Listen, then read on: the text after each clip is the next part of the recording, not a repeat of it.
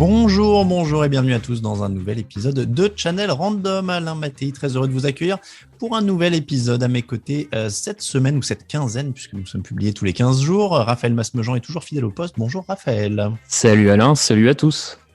À nos côtés cette semaine, nous avons une invitée. Elle gère le blog du podcast French Expat et elle est actuellement au Mexique.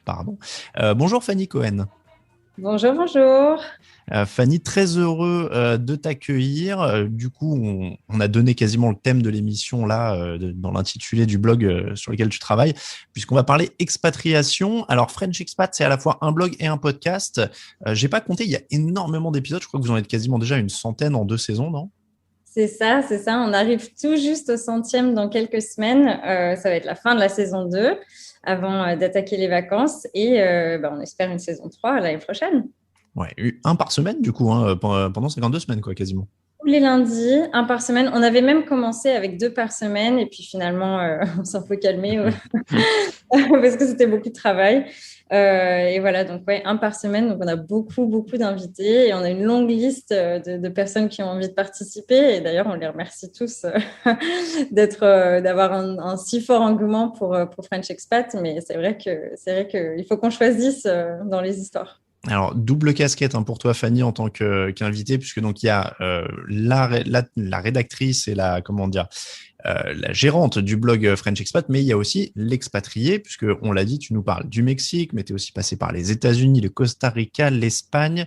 Attends, j'en oublie parce que j'ai écouté l'émission, mais j'ai pas tout retenu. Les États-Unis, évidemment. J'ai fait le tour, il en manque encore. Écoute, je crois que tu as fait le tour. Canada aussi. Ah, je croyais que ça s'était pas fait dans l'épisode, ça s'est fait depuis. Alors, écoute, j'étais invitée, ça date déjà d'il y a 1 an et demi, mon émission. Donc, on était pas très loin de partir en van avec mon mari, explorer les États-Unis et le Canada. Et du coup, c'était un peu dans le flou parce que Covid a commencé pas très longtemps après. Mais finalement, si, ça s'est fait et on est resté bloqué au Canada d'ailleurs à cause de toute cette histoire pendant une petite période avant de venir ici au Mexique. Donc et puis en même temps, ça a tout son sens d'être expatrié quand on travaille pour le podcast parce qu'au moins on comprend tout à fait la situation de nos invités, de nos blogueurs. On va parler voyage, on va parler visa, tous les types de visas. Raphaël, est-ce que tu as pris des notes ? Parce que moi, en écoutant l'émission, on va en reparler, mais il y a beaucoup de termes, d'acronymes de visas différents. Ah oui, non, sur les visas et notamment les visas liés aux États-Unis, ça a l'air d'être d'une complexité. On se moque souvent de l'administration française et du formulaire B32, mais alors là, quand on écoute le podcast French Expat, effectivement, on a le sentiment que c'est peut-être pas si pire que ça la France à ce niveau-là. Non, c'est clair. On va reparler de tout ça, du coup. On va parler de l'expatriation de Fanny, des invités du podcast, qui s'expatrient, où, quand, comment. Avant ça, petit jingle d'explication et on démarre. C'est quoi un expatrié ? En latin, ex signifie en dehors et patria, le pays. Autrement dit, un expatrié, c'est quelqu'un qui ne vit pas dans son pays d'origine. Il y a près de 2,5 millions d'expatriés français. Certains sont partis étudier ou participent à un projet humanitaire. D'autres se sont installés dans le pays d'origine de la personne avec laquelle ils vivent. Mais la moitié des expatriés quittent leur pays pour raisons professionnelles. Un extrait de la chronique Un jour, une question sur France Télévisions et du site Un jour, une actu. Selon l'OCDE, 109 000 Français ont émigré vers un autre pays membre de l'OCDE en 2018. Ils sont partis principalement vers l'Europe. Sachez aussi que le nombre d'expatriés français a quasiment doublé en 40 ans avec un joli plus 89%. Les chiffres varient un peu selon les sources. On a entendu 2,5 millions dans l'extrait. C'est entre 2 et 2,5 millions. Faut savoir qu'il y a un registre des Français de l'étranger. 1,68 million de personnes au 1er janvier 2021. Ça, on le sait, c'est très précis. Et après, en fait, le reste est estimé avec les étudiants, les gens qui travaillent et qui ne s'inscrivent pas forcément sur ce registre. Apparemment, les chiffres d'inscription augmentent les années d'élection, notamment, si j'ai bien compris. Fanny, toi, tu es au Mexique. Est-ce que tu es sur ce registre, tiens, d'ailleurs ? Truc technique, est-ce qu'on s'y met automatiquement ? Comment ça se passe ? J'allais me cacher. Est-ce que tu as une carte d'expatrié, tu vois, officielle ? Alors, pour te dire, moi, je suis encore inscrite sur le registre de Chicago, qui était celui sur lequel j'étais inscrite pour Louisville, là où j'étais aux États-Unis avant de partir justement en van, puis au Canada, où j'ai refait mon passeport. J'ai failli m'inscrire à Vancouver et puis finalement, je n'avais pas encore de résidence, donc je n'ai pas pu le faire. Et donc là, il faut que je m'inscrive sur celui du Mexique. En plus, il y a des élections qui arrivent. Donc, je reçois les mails de il faut s'inscrire, il faut s'inscrire, il faut s'inscrire. Donc, tu as raison, quand il y a des élections pour le consulat, etc., c'est vrai que c'est le moment où les gens s'inscrivent le plus parce que finalement, on leur rappelle qu'ils ont des droits aussi à l'étranger. Et puis d'ailleurs, avec la pandémie aussi, le gouvernement français aide les Français de l'étranger. Donc, si tu n'es pas inscrit, tu ne vas pas avoir d'aide non plus. Donc, non, je ne suis pas inscrite, mais je vais y aller. Alors, on a entendu aussi, on suit le conjoint, on va pour le travail, on va pour plein de raisons à l'étranger. Comment on se retrouve au Mexique quand on est française? Bah, écoute, moi, j'ai un peu fait tout ça, justement, tout ce qui a été dit. J'ai bougé pour le travail, j'ai bougé pour mon conjoint. Donc voilà, je représente bien, je pense, les stats. Mon mari est mexicain, on s'est rencontrés aux États-Unis. Il est Mazatleco, donc de Mazatlan, là où je suis en ce moment. Et donc, on a déménagé ici parce que une envie de nous retrouver proche de au moins une de nos familles. Et en termes d'opportunités de travail, il y avait quand même plus de chances qu'on trouve du travail au Mexique de manière informelle et de manière formelle, alors qu'en France, là, mon mari ne parle pas français. Moi, ça fait 2 ans que je n'ai pas travaillé à cause des histoires de visa aux États-Unis. Donc, il fallait quelque chose qui soit un peu sans pression et où on pouvait gagner tous les deux de l'argent sans stress, disons. Alors, on va pas spoiler toute ton histoire que tu racontes très bien dans French Expat. Je crois que c'est saison 1, épisode... Ah, j'ai plus le numéro. 20, je crois. 20 et des dire poussières. 25, mais... Ouais, 25, je crois. Je crois 25. On se l'est échangé en plus par message hier avec Raphaël, je croyais l'avoir en tête. Donc, comment ? Je me sens trop spéciale. Ah non, mais en plus, c'est un pur hasard pour le coup, parce que moi, pour la petite histoire, j'ai écouté donc l'épisode où tu interviens hier, mais je ne savais pas encore que tu allais être l'intervenante de notre podcast. Donc, c'était pur hasard. Et le soir même, Alain me dit, au fait, du coup, Anne-Fleur est remplacée par Fanny. Elle a été intervenante dans un des numéros. Il commence un peu à me raconter ton histoire. Et je me dis, je crois qu'en fait, je connais déjà sa vie. C'est bon, il n'y a pas de problème. Mais alors, il faut le dire, tu as une histoire qui est quand même dingue parce que donc, tu passes par les États-Unis, tu reviens un moment en Espagne, tu retournes aux États-Unis, vous faites les États-Unis en van, tu nous le dis, tu passes par le Canada, tu reviens au Mexique. Et il y a eu un crochet par le Costa Rica au milieu de tout ça, je ne sais même plus combien de temps. Ouais. Quel a été, on peut commencer par là d'ailleurs, quel a été le pays où tu as préféré vivre? Bonne question. Alors après, il y a des expériences que j'ai faites vraiment longtemps. Tu vois, les États-Unis, j'y suis restée un bout de temps, puis j'ai vécu dans différents États où là, j'ai vraiment pu voir les États-Unis profonds, comme voir New York, qui n'a rien à voir avec le reste des États-Unis. Et puis là, le Mexique, ça fait pas très longtemps. Ça va faire 6 mois que j'y suis dans quelques jours. Donc, bon. Et au Costa Rica, j'y suis restée qu'1 mois et demi, tu vois. Donc, j'ai envie de te dire, mon expérience préférée, je pense, ça reste New York. Parce que professionnellement, j'étais hyper épanouie. J'étais vachement indépendante. À l'époque, j'étais pas encore mariée et je retrouvais mon copain, donc à l'époque, assez régulièrement tous les mois, mais je vivais encore ma vie très, très indépendamment. Donc, et puis la frénésie de New York, la ville qui ne dort jamais, c'est pas un mensonge. J'ai fait des amitiés incroyables là-bas. J'ai vraiment lié des liens, autant avec des Américains qu'avec des Français. C'était vraiment ma première expatriation. Je me suis sentie à l'aise, vraiment comme un poisson dans l'eau tout le long. Donc, je pense que si je vais choisir, je choisirais New York. Mais du coup, j'allais te demander comment on s'intègre quand on s'expatrie. En fait, c'est un tout, quoi. De ce que tu as l'air de dire, c'est à la fois le travail, le perso, et en fait, comme n'importe quel endroit, si on déménageait en France.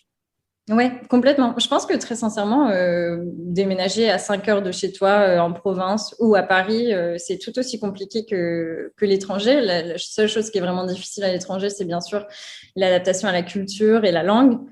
Mais ce sont les mêmes challenges en fait, de se refaire une vie de zéro, d'accepter que tes amis tu les verras pas forcément, que ta famille tu n'y as pas accès hyper facilement non plus. Je pense que le travail c'est un énorme vecteur d'intégration dans l'expatriation et je pense que ça se voit dans beaucoup d'épisodes de French Expat. On voit quand même que quand les femmes ou les hommes ne travaillent pas parce qu'ils ont suivi un conjoint ou quelque chose comme ça, c'est un sujet qui est difficile. C'est vraiment une période d'adaptation où en fait tu n'as pas cette sociabilisation qui vient tout de suite et qui fait que l'intégration est quand même difficile, que ton expatriation va forcément être un peu plus compliquée. Et d'ailleurs, ça pousse beaucoup de gens à se remettre en question. Au final, à entreprendre, devenir entrepreneur à l'étranger, c'est quelque chose qui est hyper commun aussi, parce que ce manque de relations professionnelles t'empêche un petit peu d'avancer en fait dans ton expatriation. Ça revient souvent d'ailleurs hein, dans les épisodes, c'est soit le boulot, soit trouver des hobbies, essayer de trouver des passions pour pouvoir parler avec des gens aussi dans une autre langue. Ouais, complètement. Ouais, les hobbies, ça passe aussi par là, faire du sport, cours d'art, je ne sais quoi. Ouais, non, et les enfants, si tu t'expatries avec les enfants, les emmener à l'école, rencontrer des parents, je pense que ça aussi, ça joue beaucoup. Toi, dans tous les pays que tu as fait, il y a un moment où tu t'es dit ici, c'est chez moi maintenant, ou alors tu restes, tu as quand même un attachement un peu invisible avec la France qui reste en permanence parce que tu as la famille qui reste là, fatalement. Ouais. Et puis moi, je suis très, très proche de ma famille. Donc, c'est vrai que ça, c'est une partie qui est difficile de ma vie, de trouver un peu de paix dans le fait d'être loin de ma famille et tout ça. Ma sœur vient d'avoir un enfant. Je l'ai vu qu'une fois. Enfin, voilà, c'est des petites choses qui sont quand même difficiles au quotidien. Si, alors là, tu vois, au Mexique, je commence à me sentir chez moi. Je commence à me sentir chez moi parce qu'on a des projets aussi. C'est-à-dire que ça fait longtemps que je n'avais pas travaillé. Donc là, je me remets à travailler. Ça fait vraiment du bien. J'ai une vie sociale. On achète un appart ici. Donc, je sens que je commence à mettre un peu de racines, tu vois. Alors que les États-Unis, il y avait toujours cette chose de toute façon, on n'est pas les bienvenus avec nos visas. C'est hyper compliqué. Il faut qu'on les renouvelle tout le temps. Enfin, c'est les années 50, les femmes n'ont pas le droit de travailler quand elles accompagnent leur conjoint. Enfin, tu vois, enfin, c'est un peu des clichés parce qu'il y a plein d'expatriations aux États-Unis qui se font très bien. Mais ce type d'expatriation m'a fait que, bon, moi, je me suis dit, ce sera jamais mon chez moi. Et c'est dommage parce que c'est vraiment des expériences que j'ai adorées, mais ce sera jamais mon chez moi, quoi. Et Barcelone aussi, je me suis bien sentie chez moi. Je pense parce que retour en Europe, après longtemps sur le continent américain, j'étais contente de retrouver ma famille, de me dire, ah, 1 heure et demie de vol si je veux aller voir mes parents.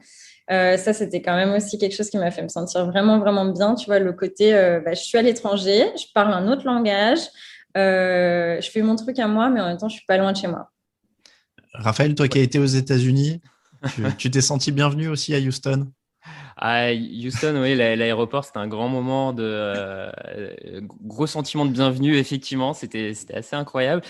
Non, et après, j'ai eu une autre expérience à New York où là, pour le coup, je me suis senti un peu plus à la maison parce que, bon, alors, allons-y, hein, rentrons dans les détails de la vie personnelle, mais j'ai eu la chance d'aller à New York quand j'étais en terminale au lycée avec des camarades de classe. Et c'était l'année où il y a eu la fameuse éruption d'un des volcans islandais qui avait bloqué le trafic aérien mondial.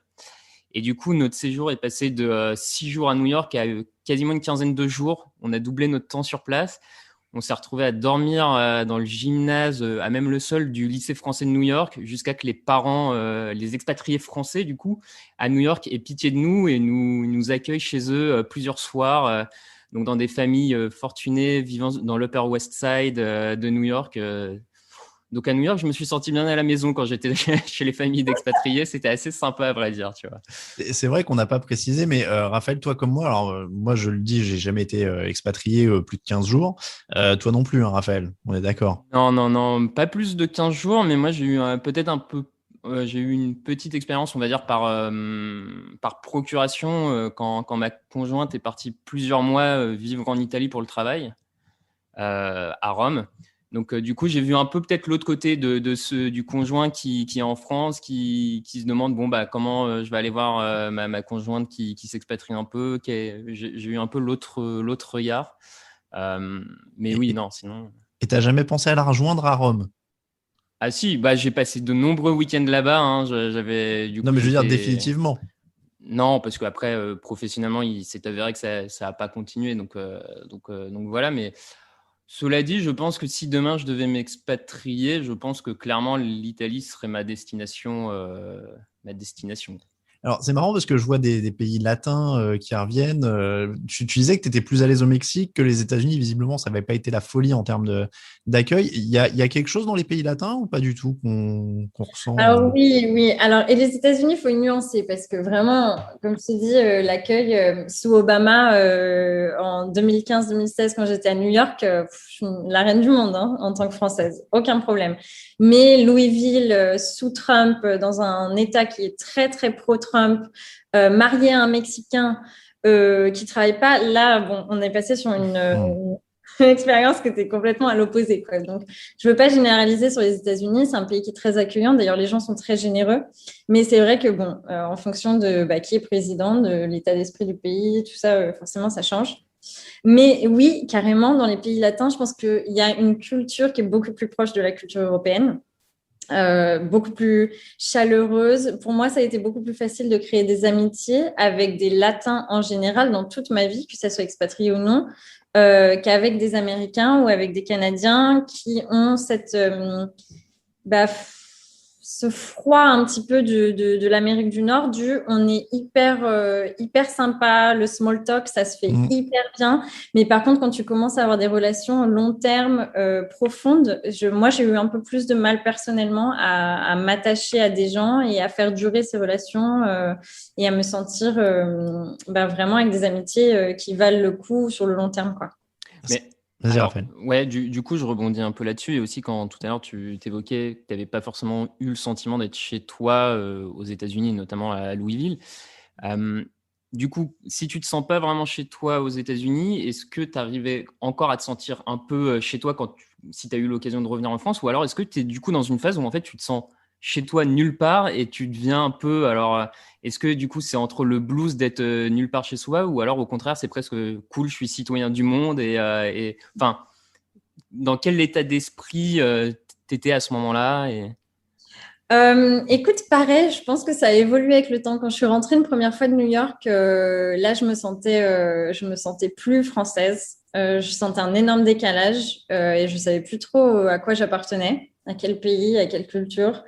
Par contre, quand je suis rentrée de Louisville et la seule fois où on est rentré en France, on est resté que 10 jours et on en a profité pour faire le plein de famille, le plein des amis. On a fait une grosse soirée avec nos potes. On a fait justement mon neveu venait de naître, donc on a passé une semaine avec ma sœur, voilà, babiller avec le bébé. Enfin là, je me suis dit en fait, j'ai peut-être un peu envie de rentrer en France, quoi. Ça me manque d'être loin de tout le monde. La nourriture me manque. Donc je pense que ouais, c'est pareil, ça évolue avec comment tu te sens dans ton pays. C'est être un peu le sentiment de ne pas appartenir. On en a parlé aussi sur le blog, on en parle dans pas mal d'épisodes.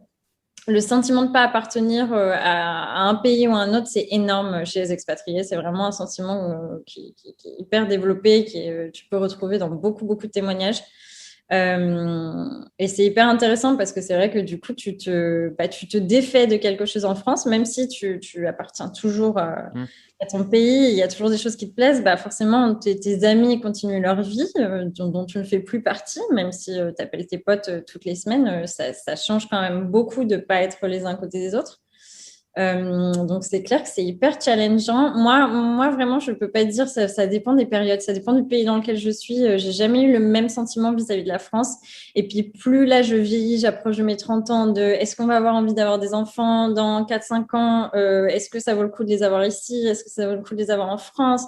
Mes parents vieillissent, j'ai perdu mon grand-père il y a 1 an et demi, pendant que j'étais expatriée, je n'ai pas pu rentrer. Ça, c'est des trucs aussi qui d'un coup ont complètement changé de vision, de regard sur ton expatriation, en fait.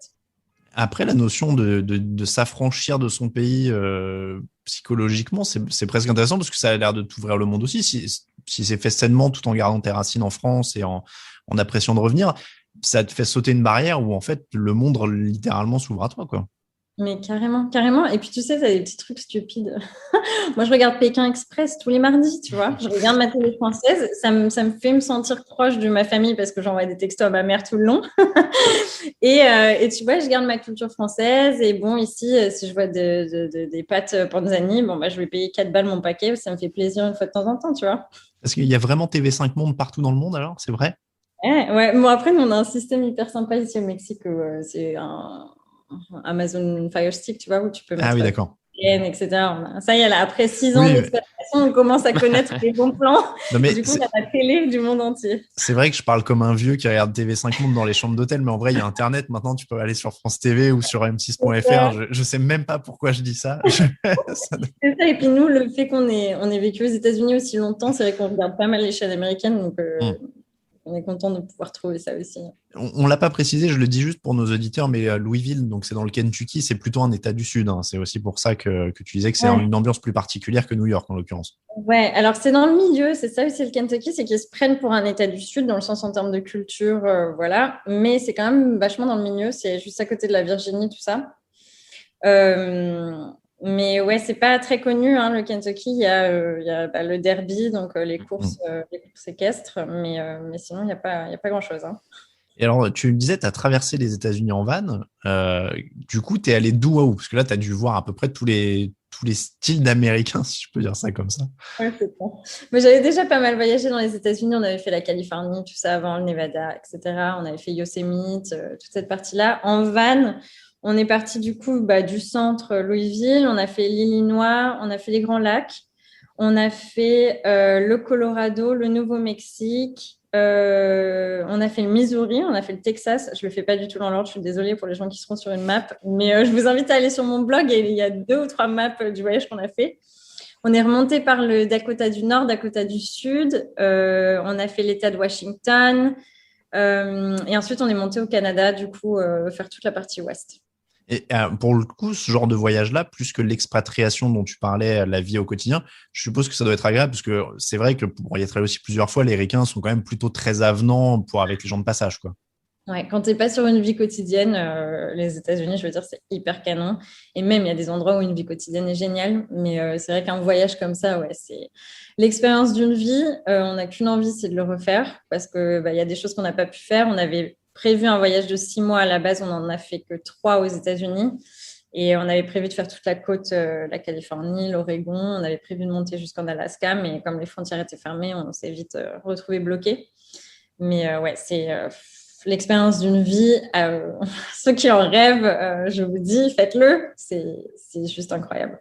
Et alors, est-ce que quelque part aux États-Unis, on peut bien manger? Je suis hyper mauvaise langue. Est-ce que c'est toi, Raphaël, qui a été traumatisé? J'ai vu passer sur Twitter que tu avais regardé Top Chef USA il y a quelques jours. Oui, tu avais été traumatisé par les Top Chefs de là-bas, quoi. C'était Netflix en France nous permet de regarder le Top Chef version USA et la semaine dernière, après le Top Chef français, je me suis dit tiens, je vais aller regarder un petit coup. Et alors l'épisode 1 où l'épreuve, c'est de tenir 5 minutes en cuisine. T'es là, tu fais ah d'accord, donc c'est une épreuve de chef. On en est là, quoi. C'était assez inquiétant. Puis après, les plats proposés, c'était la première saison de Top Chef Amérique. Peut-être qu'ils se sont améliorés au fur et à mesure des années. J'ose espérer. Ou alors c'est flippant parce qu'ils ont pris les meilleurs au début et que ça fait que tomber, quoi. Peut-être. Ouais. Mais je pense que le Mexique a l'air plus sympa en termes de gastronomie. Déjà, ça a l'air beaucoup plus sympa. Écoute, c'est comme tout aux États-Unis, c'est polarisé. C'est polarisé. Moi, j'ai fait mes études en Louisiane pendant 6 mois. C'est là où j'ai rencontré mon mari. Et bon, là, pour le coup, tu vois, en termes de nourriture, il y a une vraie culture. Mais c'est la culture de la nourriture free. Donc, tu vois, baignets de tout et tout. Ça ne veut pas dire que c'est mauvais, mais c'est vrai qu'au bout d'un moment, faut faire attention. Après, bon, c'est les rois du burger, c'est le roi de la viande. Donc ça, aucun problème non plus. Mais c'est vrai que tu te lasses, je pense, au bout d'un moment. Mais par contre, de l'autre côté de la balance, les États-Unis, c'est un pays où si tu veux manger sain, ça coûte cher, mais tu as une quantité d'opportunités, d'offres. C'est incroyable. Donc nous, quand on avait envie vraiment de manger sain aux États-Unis, tu trouvais... je ne sais trop quoi au matcha, de alfalfa sprouts, tu trouves vraiment des produits de partout dans le monde. Donc, si c'est possible de bien manger aux États-Unis, ça va te coûter cher, probablement. Mais il y a quand même de quoi faire. Et puis, par exemple, si tu vas à New York, pour le coup, tu as les meilleurs restaurants du monde. Donc, nourriture française, nourriture mexicaine, nourriture argentine, enfin, tout ce que tu veux, tu trouves à New York. Enfin, moi, j'ai eu les meilleurs repas de ma vie dans cette ville, sans question. Et d'ailleurs, Louisville aussi, c'est un hub de transport c'est la supply chain des États-Unis, si tu veux. C'est vraiment un hub de transport de nourriture. Donc, ce qui fait que tu as du poisson très frais qui vient de la côte, etc. Donc, on a aussi très, très bien mangé à Louisville.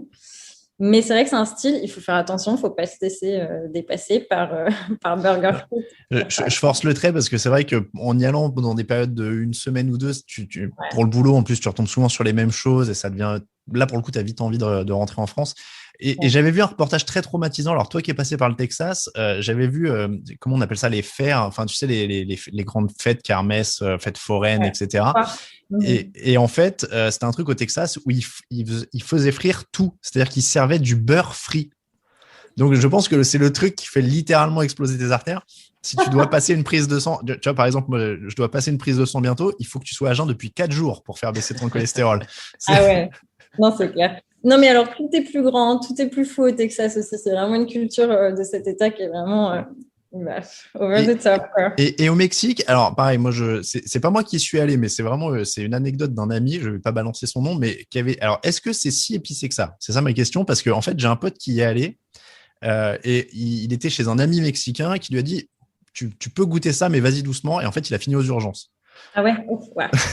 Non, alors pas du tout. Enfin, moi, après, ça dépend d'où au Mexique. Moi, j'ai pas encore trop visité tout le Mexique non plus, mais sur la côte Pacifique, vraiment, la nourriture épicée, c'est pas du tout le style. Et puis, tu peux tout demander. C'est un peu comme en Asie, tu vois, tu as des niveaux d'épices. Tu demandes. Moi, je mange pas du tout épicé. Et je suis très heureuse au Mexique parce qu'en termes de nourriture, il y a une vraie culture gastronomique. Enfin, je veux dire, la nourriture mexicaine, elle est au patrimoine de l'UNESCO. Hein. C'est une des rares gastronomies du monde. Et franchement, enfin, je veux dire, il n'y a pas que les tacos. Ici, en plus, enfin, vraiment, pour le coup, on a vraiment des fruits de mer assez incroyables. J'ai mangé de l'oursin pour la première fois de ma vie ici. Je mange beaucoup de poulpe. Enfin, voilà, c'est très frais et puis c'est très bien préparé. On utilise beaucoup la tomate. Alors, c'est vrai qu'ils ont eu la main lourde sur le fromage. Qui, moi, j'aime le fromage français, mais hyper frais, tu vois. Je ne suis pas du fromage fondu sur plein de trucs. Donc, ça, c'est peut-être un point un peu négatif du Mexique. Mais sinon, franchement, la nourriture est incroyable ici. Et puis, pour le coup, en termes de fruits et légumes, c'est le paradis. On va changer un petit peu de sujet. On en a parlé un petit peu en intro. On a parlé formulaire, visa, etc. Je vais vous faire écouter un petit extrait et on va parler un petit peu administration française. Hi, my name's Paul Taylor. I'm English, but I live here in France. And one of the things that I've never understood is l'administration française. Tu vois le mec qui parle tout seul, là, tu vas faire la queue comme tout le monde, hein. What the fuck, France? Jean-Pierre, if there's one thing we both agree on, it's that the administration française is a pain in the ass. But why is it the pain in the ass, Paul? Oh, I'm glad you fucking asked, because I got 99 problems and French administration is all of them. On a entendu donc Paul Taylor que vous avez reçu aussi dans French Expat. C'est pour ça que je remettais un épisode passionnant puisque c'était de l'expatriation inversée. Il parlait de son expérience en France en tant qu'anglais. La complexité française, est-ce que c'est un mythe? Est-ce que quand on part, on réalise que c'est tellement plus simple ailleurs ou pas du tout, Fanny? C'est une bonne question. Excellent l'épisode de Paul Taylor. C'est vrai que c'était très intéressant de voir de ce côté-là quelqu'un qui rentre en France et qui se rend compte de toutes les bêtises que la France fait. Mais je sais pas. Ouais, moi je pense qu'au final la France, les autres pays, chacun ses administrations compliquées. Là tu vois au Mexique c'est très simple. Hein. Je veux dire travailler, faire une carte de résidence. Bon après je suis mariée donc forcément c'est encore plus simple. Mais j'ai trouvé ça vraiment très facile. Quand tu rentres en France après une expatriation, je pense que c'est compliqué parce que tu as perdu tes droits à la sécurité sociale, etc. Donc, c'est hyper compliqué.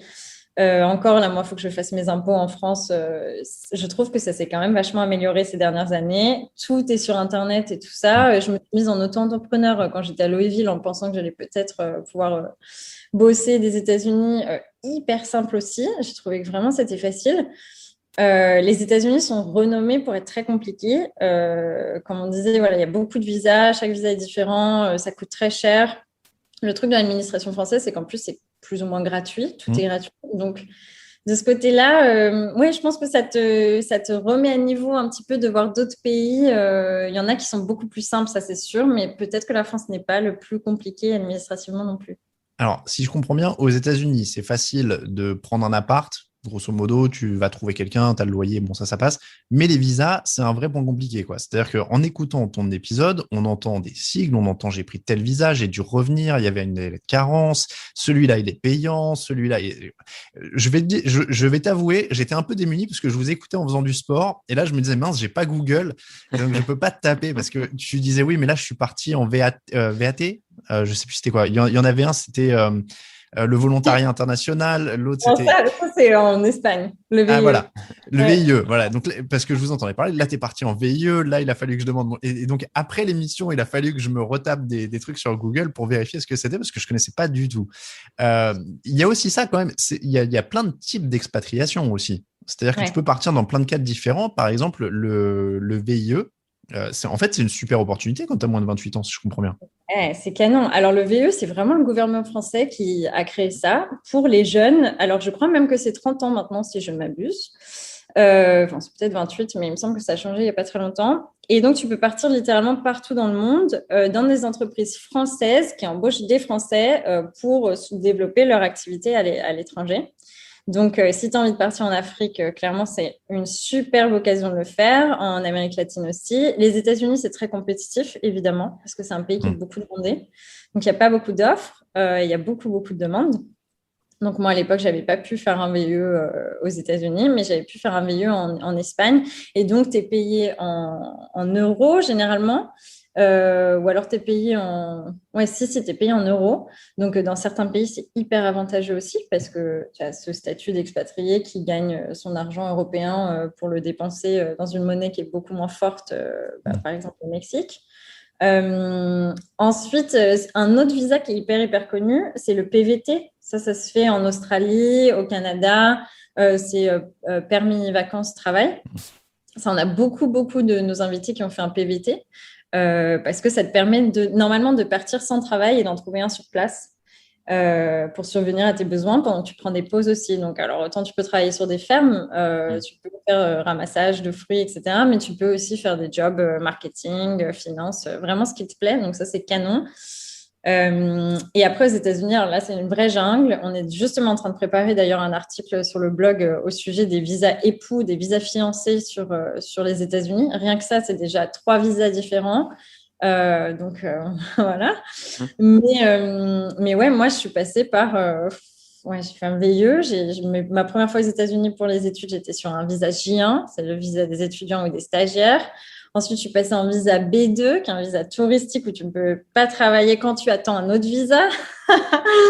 Et ensuite, j'étais sur mon mari était sur le H1B, qui est très connu pour le coup, pour les gens qui sont un petit peu intéressés dans les visas américains. Le H1B est très connu parce que c'est une loterie en fait tous les ans. En fonction d'un dossier. Alors, tu payes toujours et tu as un dossier à créer. Et en fonction de si tu as un master ou un bachelor, bon, tu n'auras pas les mêmes chances. Mais c'est plus ou moins une loterie. Et donc, c'est ce visa qui ne te permet pas en tant qu'épouse, et toi, c'est le H4, voilà, de travailler. Ouais, non, mais c'est vraiment... Et ça fait peur au début. C'est vraiment quelque chose qui fait peur, je pense, les visas américains. Mais une fois que tu te mets dedans... Bon, déjà, il y a quand même peu de gens qui le font sans avocat. Hein. Au final, tu vas quand même chercher une aide juridique pour faire tout ça, soit avec ton entreprise, soit par toi-même. Et donc, c'est quelque chose qui fait très peur au début, mais après, une fois que tu as compris un peu le système, par exemple, pour renouveler, c'est plutôt simple. Faut juste retourner dans ton pays, passer à ton ambassade et faire les papiers. Et une fois que tu l'as fait une fois, vraiment, ça passe tout seul, quoi. Mais c'est vrai que... Ça te coûte le billet d'avion quand même, du coup. Billet d'avion, c'est toi qui le payes.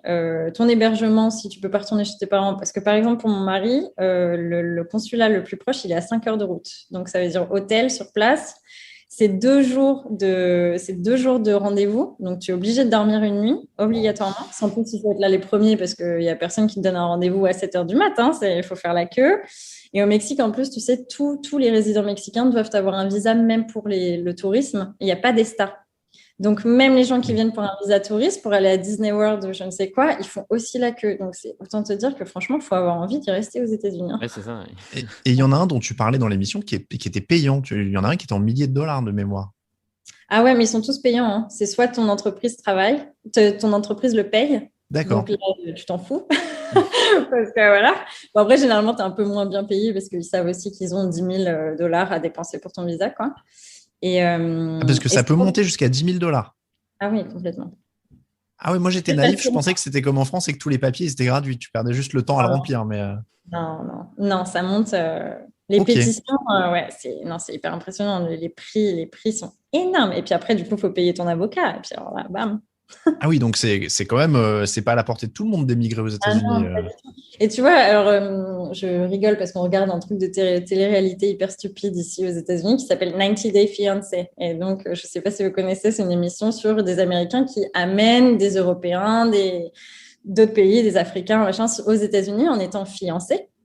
Et pareil, ça coûte tellement d'argent. Enfin, ça, tu te rends compte que rien que la première pétition, ça doit être $2 000. Ensuite, tu as ton avocat. Ensuite, il faut que tu prouves que tu as fait des voyages entre deux aussi pour te voir. Donc, les billets d'avion, tout ça, c'est toi. Donc, ouais, c'est un sacré.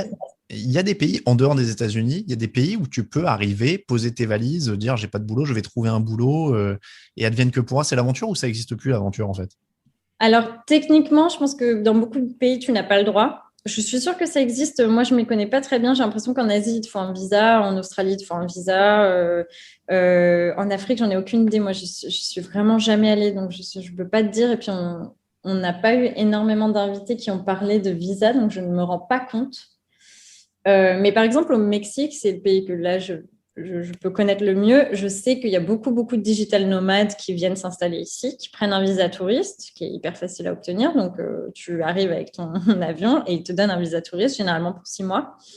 Et donc, tu peux rester hyper longtemps au Mexique juste en ressortant du pays tous les 6 mois. Tu vas au Guatemala, tu vas aux États-Unis, tu fais ce que tu veux, tu rentres en France et tu reviens.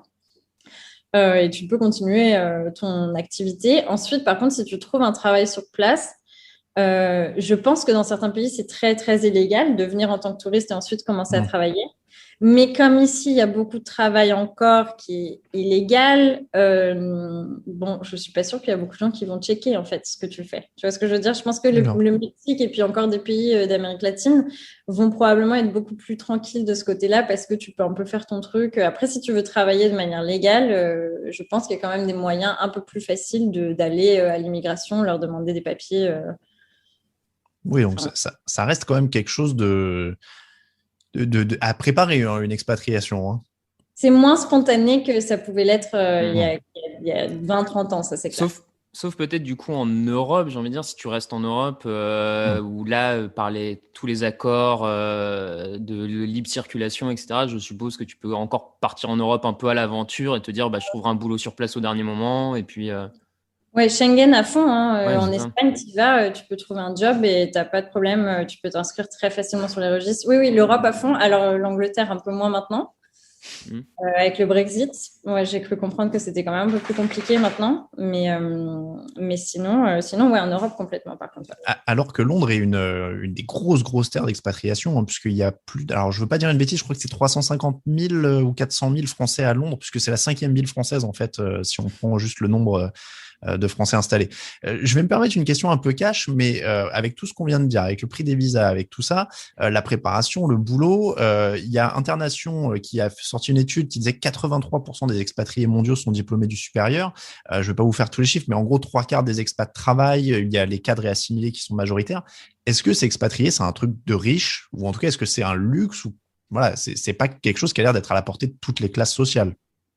Ouais, je pense que oui et non. Enfin, si tu veux, je pense que déjà, quand tu fais des études supérieures, tu as plus l'occasion de t'expatrier une première fois en faisant un stage, en faisant un échange. Donc, forcément, déjà là, la mouche te pique et tu as peut-être un peu envie de t'expatrier. Je pense que l'expatriation, elle ne vient pas de nulle part. Après, j'ai écouté un podcast il n'y a pas très longtemps sur une jeune femme française qui vivait dans le sud de la France et qui est devenue danseuse au Crazy Horse et qui s'est expatriée aux États-Unis grâce au Crazy Horse. Elle est allée à Las Vegas. Et elle, pour le coup, c'était pas du tout quelque chose qu'elle imaginait. Je pense pas qu'elle vient d'un milieu riche nécessairement. Et si elle vient d'un milieu riche, elle l'a pas du tout fait ressentir et elle avait pas fait des études de malade non plus, danseuse quoi. Et elle a réussi son rêve et maintenant elle vit à Los Angeles et elle est aux États-Unis depuis des années et elle est prof de yoga et elle a eu ses visas hyper facilement, etc.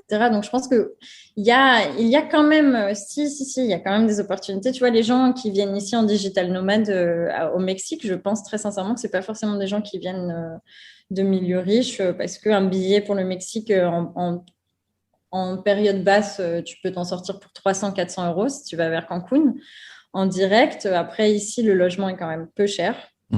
Et si tu continues à gagner un peu de sous en faisant, je sais pas, du marketing digital en Europe, je pense que tu peux vraiment t'en sortir. Donc, je pense qu'il y a vraiment, il y a deux catégories d'expatriés.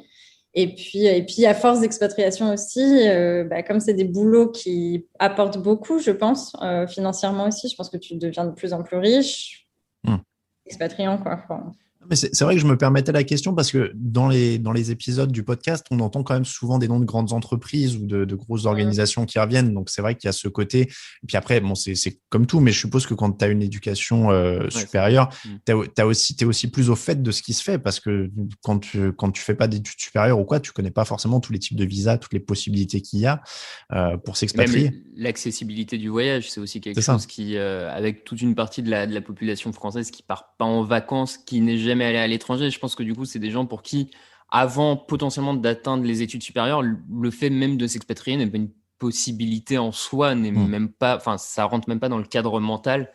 Ce qui est le contraire des étudiants, enfin, ou en tout cas quand tu arrives aux études supérieures, où là peut-être ce cadre peut s'ouvrir, mais à mon sens, on a même du retard là-dessus. On force pas, on devrait presque forcer les gens qui font des études supérieures à tous partir pour s'ouvrir là-dessus. Je pense que c'est un peu un des retards de la France à ce niveau-là. Mais bon. L'Erasmus doit-il être obligatoire? C'est un sujet de dissert. Je pense que ça serait bien, mais... moi, je suis pour aussi. Hein. Là, quand tout à l'heure, tu parlais parce que, tu vois, c'est pareil. Moi, par exemple, j'avoue que je connaissais pas toutes ces choses-là avant même après mes études. Mais tu vois, quand tu parlais tout à l'heure du volontariat à l'international, j'étais un peu triste d'avoir passé les 30 ans. Je me suis dit, merde, je l'aurais bien fait, en fait. Mais là, il est trop tard. J'ai plus de cheveux et la date limite est passée. Donc voilà. Mais oui, il y a quand même plein d'opportunités. Un de nos auditeurs qui veut s'expatrier. On imagine qu'il n'y a pas de Covid, évidemment. On change les règles. Comment il fait, toi qu'on a vu beaucoup passer, c'est quoi le premier conseil que tu vas lui donner? Déjà, se renseigner. Aller lire un peu les destinations qui t'intéressent, qui t'attirent. Pourquoi tu veux t'expatrier, en fait? Est-ce que tu as envie d'apprendre un nouveau langage? Est-ce que tu as envie de te challenger en termes de travail? Est-ce que tu as envie de rencontrer du monde, de t'éclater? Je pense que ça, c'est vraiment définir tes objectifs un petit peu. Et puis après, regarder des opportunités. Moi, j'ai une tendance, après toutes mes expatriations, à me dire, très sincèrement, si tu pars sans travail, ça va être plus compliqué. Donc, j'aurais une tendance à te dire, honnêtement, cherche du travail. Si tu trouves quelque chose, laisse-toi porter. Ce sera peut-être pas la destination que tu auras cherché, mais voilà, commence avec les VIE. Si tu as moins de 30 ans, c'est quand même une expérience incroyable. Et sinon, quand tu postules pour une entreprise et qu'ils te disent, en fait, on a un poste, mais c'est à Madrid, mais fonce, quoi. Je pense que chaque opportunité est bonne à prendre. Ne pas se fermer à une destination parce que de toute façon l'expatriation c'est une expérience, c'est vraiment un tout. La destination est importante mais c'est quand même pas le centre, c'est pas le nerf de la guerre finalement. L'expatriation c'est vraiment t'explorer toi-même, te toucher tes limites, sortir de ta zone de confort. Donc faut être prêt à tout ça aussi. Et voilà, après ça veut pas dire ne partez pas sans travail parce que je pense qu'il y a 1 milliard de situations et d'histoires qui me prouvent que c'est pas forcément le cas et que tu peux tout à fait t'éclater en expatriation sans avoir un travail au début. Et c'est l'exemple des PVT. Je veux dire, les gens partent complètement à l'arrache dans un pays et trouveront du boulot sur place qui est souvent pas un travail dans lequel ils ont étudié. Voilà. Donc voilà, juste... ouvrez vos oreilles, ouvrez vos yeux, soyez toujours prêts à ce qu'une opportunité se présente et saisissez-la. Je pense que c'est ça le secret de l'expatriation. C'est super intéressant ce que tu dis sur que le fait que le pays n'est pas forcément la base du truc. Il ne faut pas se fixer sur un pays, je veux absolument... Alors, on peut évidemment, je suppose, s'il y a des passionnés, mais il faut être ouvert à d'autres expériences, en fait, plus généralement, quoi. Oui, et puis en plus, une passion, ça ne te garantit pas qu'une fois sur place, tu ne vas pas être déçu. Donc, je veux dire... ça augmente même les chances d'être déçu, d'ailleurs. Ouais, complètement, complètement. Et moi, tu vois, l'Espagne, je cherchais vraiment un boulot aux États-Unis quand j'ai trouvé mon boulot en Espagne. Et le boulot, au début, j'étais pas hyper excitée. Ça avait pas l'air incroyable. Et puis Barcelone, je me suis dit, c'est hyper proche. Au final, c'est encore un nouveau langage. J'avais la flemme, en vrai. Et puis finalement, c'était une année incroyable. Je n'ai aucun regret et j'ai vraiment adoré. Donc, je pense que c'est ça, garder l'esprit hyper ouvert sur les destinations, sur les langues. Et voilà, juste s'ouvrir aux opportunités qui se présentent. Alors, on va prendre un cobaye. Raphaël est hyper ouvert sur les opportunités. Il est, on va dire, organisateur d'événements. Il a choisi sa destination, il y a une opportunité. Ensuite, comment tu te prépares? Déjà, Raphaël, où est-ce que tu irais bien? Je te propose un job au Mexique, un job aux États-Unis, un job en Russie. Voilà, je fais large. Ah ouais, là, il y a des sacrées différences parce qu'entre le Mexique et la Russie, à mon avis, en termes d'ambiance, c'est deux salles, deux ambiances. Quoi. Je sais, mais on a dit qu'il fallait que tu sois ouvert. En plus, tu essayes de me prendre au cœur parce que. Je sais que tu aimes bien la Russie. Je pense que par curiosité. Alors, si je veux être sûr de pas me planter, j'irai au Mexique parce que je pense que en termes de philosophie, ça me correspondrait mieux, pays latin, tout ça.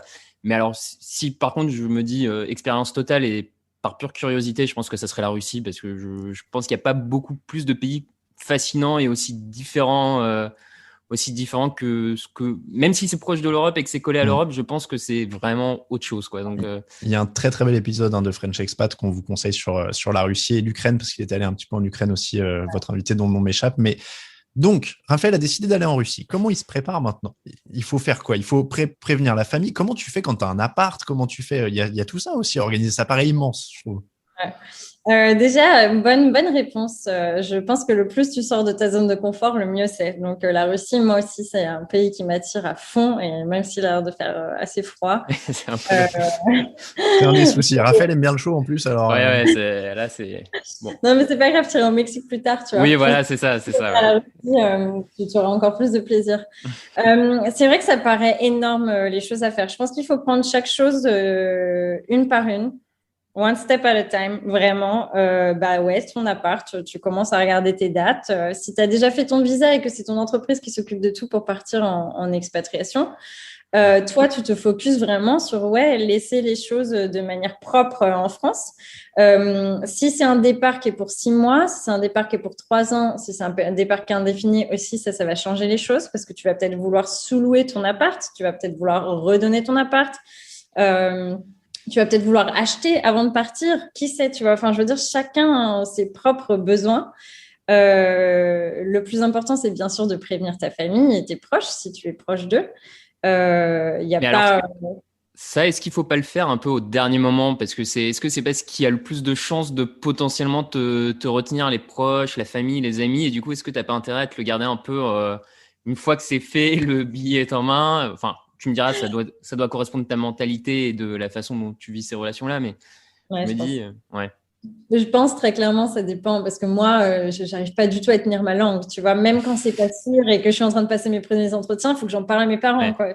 Donc, non, impossible pour moi de rester jusqu'à la fin. Par contre, je pense que oui, il y a des personnes qui vraiment gardent ça jusqu'au bout parce qu'ils n'ont pas envie d'entendre ce que les autres ont à dire sur le sujet, parce que tu peux avoir une famille qui est peut-être un peu stressée, qui va pas avoir forcément envie que tu partes. Donc, c'est sûr que ça aussi, ça dépend de ta famille. Je pense qu'il faut juste essayer de faire les choses bien par tes standards, tu vois. Je pense que la solution ici, c'est pas « Ah oui, il faut faire ça en premier, ça en deuxième ».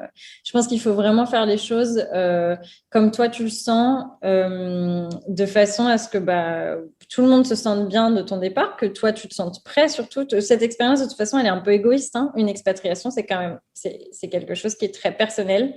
Donc, il faut que tu te concentres sur toi, tes besoins, ce qui te stresse, que tu te déstresses. Là, je viens de corriger un article qu'on va sortir à la fin de semaine sur justement les voyages exploratoires.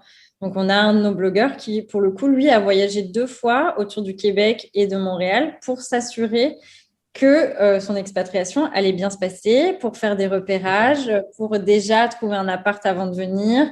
Parce qu'arriver à l'arrache et trouver un appart quand tu es dans un hôtel, il y a des gens qui n'aiment pas ça. Donc, c'est tout dépend de ta personnalité, tout dépend de combien de temps tu as aussi. Parce que je veux dire, il y a des jobs, ils vont t'appeler, ils vont te dire tu commences la semaine prochaine. Et il y a des moments, tu n'as pas le temps de te poser la question non plus. Alors que tu as d'autres jobs, ça prend 6 mois, le temps de faire ton visa, tu as vachement le temps de profiter, tu as le temps de t'organiser un voyage avec tes potes de malade à travers l'Europe si tu vas quitter l'Europe pour un bout de temps. Donc, ça va dépendre de tout ça, en fait. On a dit que Raphaël est dans l'événementiel, mais plus globalement, est-ce qu'il y a des métiers qui se prêtent mieux à l'expatriation? Est-ce qu'il y a des branches où tu peux plus facilement aller voir du monde? Je pense naturellement au métier d'enseignant, notamment, qui a l'air de revenir pas mal dans les émissions. Ouais, carrément. Ouais, bon, être prof de français à l'étranger, c'est vrai que c'est assez porteur. Après, tout ce qui est ingénieur aussi, ça fonctionne assez bien, surtout sur les États-Unis. Évidemment, ils cherchent beaucoup d'ingénieurs. Mais c'est aussi pour ça, tu vois, on disait, est-ce que c'est un truc de riche? Je pense que les gens qui ont fait des études supérieures, qui vraiment ont des compétences particulières qui sont recherchées, forcément vont trouver du travail à l'étranger plus facilement. Si tu es caissier, malheureusement, caissier, ça se trouve un peu partout. Tu n'as pas des compétences qui vraiment vont être recherchées, donc ça va être beaucoup plus compliqué d'aller trouver du boulot. Par contre, si tu es hyper physique, si tu as une compétence dans le sport, dans les arts, si voilà, tu es ingénieur ou si tu es chercheur, professeur, oui, c'est des choses qui vont être beaucoup demandées, ça c'est clair. Thomas Pesquet a poussé le bouchon particulièrement loin pour s'assurer de pouvoir aller où il voulait. Pilote de ligne, astronaute, etc. Il peut aller partout, lui. La preuve, il est monté jusque dans l'espace. Selon un article de Capital, 46% des expatriés affirment ne pas envisager de revenir s'installer en France prochainement. Fanny, toi, qu'est-ce que tu ressens aussi par rapport à ce que vous avez dans les histoires de French Expat? Est-ce que c'est des gens qui partent pour toujours, entre guillemets, mais et est-ce qu'il y a des fois des histoires qui se passent mal et des gens qui reviennent en catastrophe ou plus ou moins rapidement ou même plus longtemps après, mais déçus, quoi. Tu disais, l'étude, elle est de 2019, c'est ça? J'ai plus l'année sous le nez, mais c'est possible. Ouais, c'était une étude assez récente. Je pense que déjà, honnêtement, la pandémie change beaucoup ces stats. À mon avis, il y a un gros changement de mindset dans tous les expatriés du monde. Le fait de se retrouver bloqué dans nos pays d'accueil, c'est vraiment une notion qu'on n'avait pas avant de partir et de pas être capable de rentrer chez nous, de faire les choses avec autant de liberté qu'on avait avant. Je pense que ça joue complètement, puisqu'on en parlait justement avec Anne Fleur, où elle me disait qu'elle passe pas une seule semaine sans que ses amis l'appellent pour lui dire on rentre en France. Et sur French Expat aussi, on commence à retrouver pas mal de monde qui se sont impatriés. Expatriation, impatriation. Donc je pense que ça c'est quand même un mouvement qu'on va voir beaucoup là ces derniers temps de gens qui rentrent, qui ont décidé de rentrer. Après il y a des expériences qui se passent mal, bien sûr, carrément. C'est peut-être un thème qu'on va plus aborder dans la saison 3. Mais c'est vrai que par moment tu peux être très déçu du pays dans lequel tu rentres. Ton expérience professionnelle ne va pas forcément se passer comme prévu non plus. Tu peux avoir des gens qui subissent une rupture à l'étranger. Alors, pour certains, ça ne veut rien dire. Ils vont rester parce qu'ils adorent le pays. Mais pour d'autres, ça veut dire vraiment, moi, je rentre chez moi. C'est la fin d'une histoire, quoi. Voilà, exactement. Je tourne la page. Il y a plein de raisons qui vont faire que les gens peuvent rentrer chez eux. Il y a aussi, là, moi, je vois beaucoup de familles dont les enfants commencent à grandir et qui ont envie, après 3-4 ans à l'étranger, de retourner en France pour vivre autre chose aussi. Parce que je pense que quand tu pars en expatriation, tu pars jamais avec des attentes d'années. Tu vois, je veux dire, à part quand tu pars pour 6 mois et que tu sais que ça va se terminer, etc. Mais quand tu pars de façon un peu indéfinie, je pense que tu es ouvert à ce que tu rentres à un moment donné ou que tu partes ailleurs. Enfin, tu vois, il n'y a pas de... Je pense que les gens qui s'expatrient, go with the flow. Avancent vraiment, tu vois, au fil des opportunités et des besoins et s'écoutent beaucoup. Écoutent beaucoup leurs émotions quand ils se sentent pas bien écoute, j'ai déjà fait un énorme déménagement avec mon chien, ma valise, machin, si j'ai besoin de rentrer, je rentre, quoi. Je me prends pas la tête à me dire je suis bloquée ici. Je pense que c'est un état d'esprit quand même d'être expatrié, de pas se bloquer quand quelque chose se passe mal, de rebondir, de passer à autre chose en fait. On en revient un peu, je trouve, à ce qu'on disait en début d'émission. Raphaël, je sais pas si tu le ressens comme ça, mais moi, ce que tu dis là, ça me fait penser en fait à n'importe quel déménagement, quoi. Il y a une barrière psychologique de la distance, éventuellement de la langue ou d'autres choses. Mais en fait, des histoires qui se passent mal, je sais pas, je prends au hasard, mais un tel qui va vivre à Marseille alors qu'il était à Paris parce qu'il y avait sa copine et puis qui va remonter et puis en fait, ça ressemble à n'importe quel déménagement. C'est ça, et j'en connais d'autres qui sont allés à Aix pour être avec leur copine et qui ont tellement kiffé qu'ils sont restés, tu vois, alors qu'ils sont plus ensemble. Et enfin, tu vois, je pense que c'est vraiment, c'est la même chose. C'est à partir du moment où tu te déracines, de toute façon, l'impact il va être énorme sur ta vie. Oui, non, on le gère après. Mais oui, et puis je pense que ta notion en fait des distances change une fois que tu as parcouru le monde et que tu as vu la facilité que tu peux avoir à voyager et que finalement c'était pas si difficile que ça. En fait, au lieu de la France et d'une région, c'est la même chose mais avec le monde et tu auras un peu plus d'heures d'avion pour rentrer, mais c'est un peu les mêmes mécaniques psychologiques, quoi. C'est ça. Bon, après, tu dis ça aux personnes qui sont en Australie, en Nouvelle-Zélande, en termes d'heures d'avion. Évidemment, tout restant quand même assez relatif. Et je suppose le billet de TER est un peu moins cher aussi que le billet d'avion pour rentrer d'Australie. Donc, bon, voilà. Moi, j'avoue, ayant vécu ma première expatriation à Évreux, par exemple, depuis l'Île-de-France, bon, il y a 2 heures de route, tu peux à peu près t'en sortir s'il y a un problème. Mais oui, je comprends en effet. Non, mais voilà, mais c'est vraiment plus sur les ressorts psychologiques. Les histoires, en tout cas, se ressemblent. Les bases, ça reste des histoires humaines, quoi. Ouais, c'est ça. Un petit mot d'ailleurs pour finir là-dessus sur les histoires, notamment dans French Expat. Est-ce qu'il y en a une qui t'a vraiment marqué? Un truc où tu t'es dit, c'est complètement incroyable, je me serais jamais imaginé qu'on puisse faire ça? Alors, laisse-moi penser, parce que du coup, 100 épisodes. Parce que bon, pendant que tu réfléchis, je pense, Raphaël, vas-y, laquelle t'avait marqué?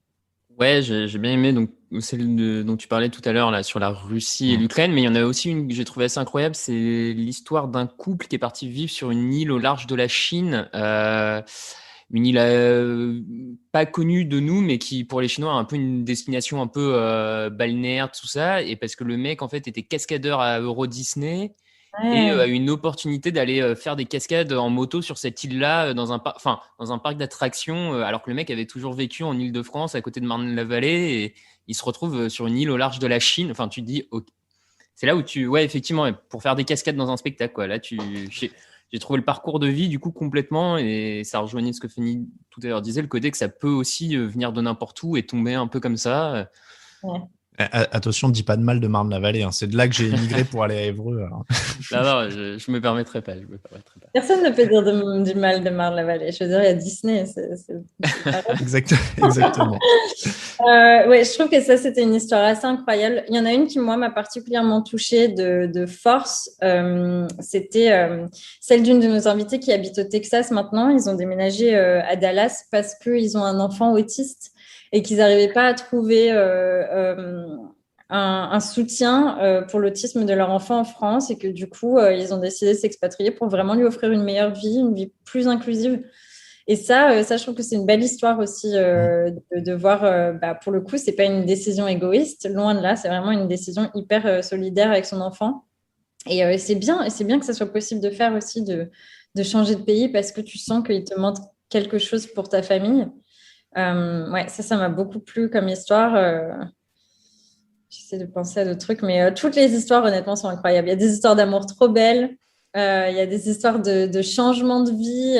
On a quand même une personne qui est devenue pilote de ligne aussi grâce à son expatriation, en ayant suivi sa femme parce qu'il ne pouvait pas travailler pendant un moment. Enfin voilà, il y a vraiment des histoires de malades dans French Expat. C'est beau de voir à quel point les gens ont des vies incroyables en fait. On va répondre à la question de l'émission. Donc, la question de l'émission de cette semaine était: faut-il s'expatrier? Je pense que la réponse est un grand oui unanime de tout le monde. Là, il n'y a pas de débat. Ouais, c'est vraiment une expérience à vivre. Alors, la réponse, tu l'as déjà, toi. Pour le coup, Fanny, c'est le Mexique actuellement. Raphaël, si tu devais quitter la région parisienne, alors je sais, t'éloigner du périph', ce serait difficile. Mais imagine. Non, mais du coup, quitte à quitter le périph', autant aller plus loin, tu vois, et pas faire la région d'à côté. Ah, mais on a un petit freeze, tiens. Voilà. Alors, autant sortir de ce cadre mental. Non, mais... non, bah écoute, je pense que ouais, je me verrais bien vivre dans le sud de l'Italie, hein, clairement. Ah oui, tu nous l'avais dit dans l'émission Voyage. C'est vrai que tu te voyais bien retraité avec un champ d'olivier, non? Exactement. Avoir mon petit champ d'olivier et de pistaches dans le sud de l'Italie, je pense que... Moi aussi, ça me plaît bien. Bon, après, ouais, c'est un cadre idyllique. Hein. Je pense que peu de gens le refusent si on leur propose, mais... C'est pas mal. C'est sûr qu'il fait plus chaud qu'en Russie, a priori. Ah oui, quand non, tu le décris là comme ça, ouais. on est pas mal. Après, tu sais, le cliché un peu de partir à la retraite à l'étranger, je trouve que ça devient vachement plus compliqué quand tu arrives à cet âge-là. Et justement, je le vois avec... Ouais, faut le faire avant. Et puis surtout, faut avoir vraiment visité le pays avant, parce que quand tu arrives à la soixantaine, te déraciner complètement, ça vaut pas le coup autant, je pense, que quand tu es jeune, parce que il faut te refaire des amis. Je pense que c'est quand même hyper compliqué. Apprendre un langage à 60 ans, si tu le connais pas, c'est aussi... pas le même effort, ouais. Donc, et puis ça doit pas être si facile, vu ce qu'on disait sur les visas. Tu peux arriver retraité, dire bonjour, je viens, je m'installe. Je crois qu'il y a pas mal de visas retraités, étonnamment. Je ne m'y connais pas trop là-dedans, mais par exemple, ici au Mexique, il y a un visa retraité pour les Canadiens. Genre, c'est les D'accord. snowbirds, c'est un truc officiel. Les gens viennent, ils ont leur pension, ils doivent juste retourner 6 mois au Canada pour continuer à avoir leurs droits. Mais c'est un truc, donc j'imagine ouais, que dans certains pays, ça se fait aussi. D'accord. Bon, moi, pour le coup, évidemment, c'est un oui. Je fais une fixette sur le Japon depuis 1 an, donc forcément. Et pareil, il y a une très bonne émission où vous aviez une invitée qui était en Corée du Sud, mais qui était passée par le Japon aussi. Où là, pour le coup, en termes d'apprentissage d'un langage, Ouais. c'est un peu costaud, mais et puis ça parle pas beaucoup anglais pour le coup hein, là-bas, donc voilà. Mais c'est un truc que je ferais bien pour le coup. Et je t'avoue, alors Fanny, bon, tu le sais peut-être pas parce que voilà, on a un truc dans cette émission, donc on demande des faut-il à la fin de chaque émission. Et j'ai eu un peu peur en préparant celle-là parce que on a fait une émission sur faut-il boire de la bière. Je me suis mis à boire de la bière. Faut-il être survivaliste. J'ai acheté des packs d'eau. Donc là, j'avais peur avant d'enregistrer. Je me disais, je vais devoir partir après l'émission quand même. Le sac est déjà prêt, du coup. Mais c'est oui, ça. non, mais du coup, j'ai dû prévenir ma femme en lui disant on enregistre une émission sur l'expatriation. Est-ce que tu es prête éventuellement? Quelle destination? Qu'est-ce qu'on fait du chat? Voilà, c'était c'est un peu. Oui, bah ouais, ouais. Oh bah oui, au Japon, les chats, ils aiment bien en plus. Oui, non, et puis alors franchement, quitte à avoir un animal à emmener en avion, très clairement, le chat, c'est Reste le plus simple, oui. parfait si tu peux le prendre en cabine. Les chiens, je te raconte pas la galère. Ouais. Après, je sais pas, il y a eu traumatisme déjà d'un déménagement, elle a eu du mal à s'en remettre. On va attendre un petit peu pour les heures d'avion. Bon, écoute, si jamais tu pars au Japon avec ta femme et ton chat, on te recevra avec grand plaisir sur Ah Fresh bah, Express, que tu nous racontes ton expérience. ce serait avec grand plaisir en tout cas. On te remercie encore une fois, Fanny. On va s'écouter un petit extrait musical et on va terminer avec les recommandations.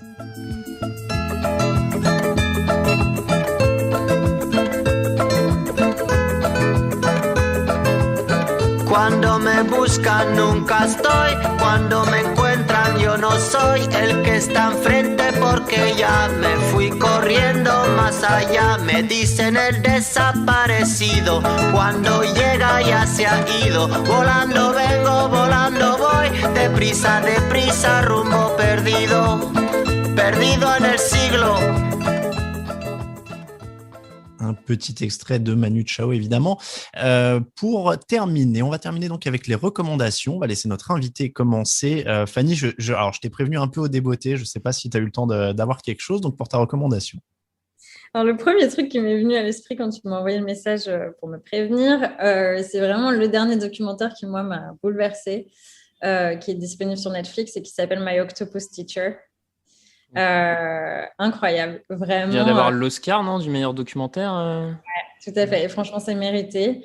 Moi, mon expatriation, elle m'a apporté une chose, c'est vraiment que je me suis beaucoup rapprochée de la nature. Je pense que c'est l'Amérique du Nord qui m'a vraiment donné ça, la faune, la flore. Voilà, c'est quelque chose que je ne connaissais pas bien en France et dans lequel je me suis vraiment retrouvée ici. Et My Octopus Teacher, c'est vraiment ça. C'est l'histoire d'un homme qui crée des liens avec un poulpe, justement, à force de nager au même endroit chaque jour. Et l'histoire est juste magnifique. J'ai clairement lâché ma petite larme à la fin. Je vous préviens, mon mari aussi. Donc, c'est très, très beau. Et c'est un beau rappel de ce que la nature a à nous offrir. Très bien. My Octopus Teacher, donc sur Netflix. Raphaël. Ben écoute, on va rester sur le service VOD Netflix. J'ai commencé tout récemment la série Cobra Kai, qui est la suite du film Karate Kid, donc qui était film des années 80. Et en fait là, l'histoire, tu suis les deux personnages principaux de Karate Kid à peu près 34-35 ans après le film. Donc tu vois un peu leur évolution. Il y en a un qui est devenu un loser total et qui en fait relance un dojo de karaté pour essayer de retrouver la flamme et la voix. Et j'avais un peu peur en lisant le synopsis. Je me suis dit bon, faire une suite d'un film 34 ans après, bon. Et ben en fait c'est super. C'est drôle, c'est touchant. C'est pas de prise de tête. Enfin vraiment, c'est bien écrit. Tu retrouves les deux acteurs originaux. Donc gros conseil. Il y a 3 saisons. La 4e est en tournage. Et pour la petite histoire, à la base, la saison 1 a été tournée un peu avec les moyens du bord, a été diffusée sur Internet, sur YouTube. Et il y a eu plus de 50 millions de vues sur l'ensemble de la saison. Et Netflix a senti le bon coup et a tout racheté pour la suite. Et ça se confirme. C'est très drôle. T'avais vu le film original quand t'étais gamin Ouais. Mais moi, j'ai pas osé regarder la série à cause de ça, parce que j'avais peur que ça fasse du mal à mon enfance. Eh ben non, franchement okay. Non, vraiment, vas-y. Bon, très bien. Pour la reco, moi, je vais terminer avec un truc. C'est Raphaël qui me l'a conseillé. J'ai plus besoin de Netflix, j'ai plus besoin de rien. J'ai juste besoin de m6play.fr puisque j'ai regardé la saison 11 de Top Chef, puisque la 12 est en cours. Alors voilà, Raphaël m'a aussi convaincu de regarder Top Chef, par exemple. Je suis particulièrement influençable, je réalise, c'est terrible. Donc, j'ai regardé la saison 11 de Top Chef. C'était très, très bien. Donc, vu que j'ai regardé que ça en ce moment, Raphaël, c'est ma seule reco parce que j'ai fini Six Feet Under que j'ai recommandé dans l'émission précédente. Donc, c'est ultra triste à la fin. Mais donc c'était très bien aussi. Mais la saison 11 de Top Chef est très très bien. Adrien est évidemment incroyable. Donc je comprends enfin pourquoi tout le monde parlait de ce mec sur Twitter depuis un an. Donc rien que pour ça, je suis quand même assez content d'avoir regardé la saison 11 de Top Chef. Voilà. Voilà donc pour les recommandations. Et voilà comment se termine le 20e épisode de Channel Random. Merci Raphaël.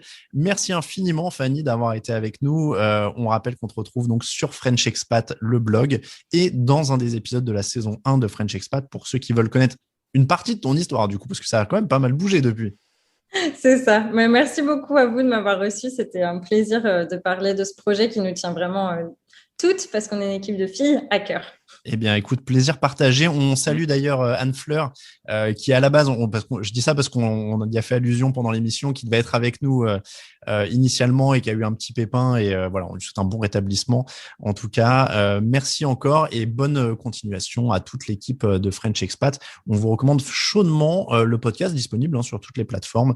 Vous tapez ça dans votre barre de recherche et vous trouverez ça très facilement. Vous avez quasiment une centaine d'épisodes en plus à écouter. Donc là, il y a plein de belles histoires. Pour retrouver Channel Random, Twitter et Facebook, c'est @crandompod et vous nous retrouvez aussi sur toutes les plateformes habituelles. Merci beaucoup à tous. On se retrouve très bientôt pour une prochaine émission. Ciao, ciao.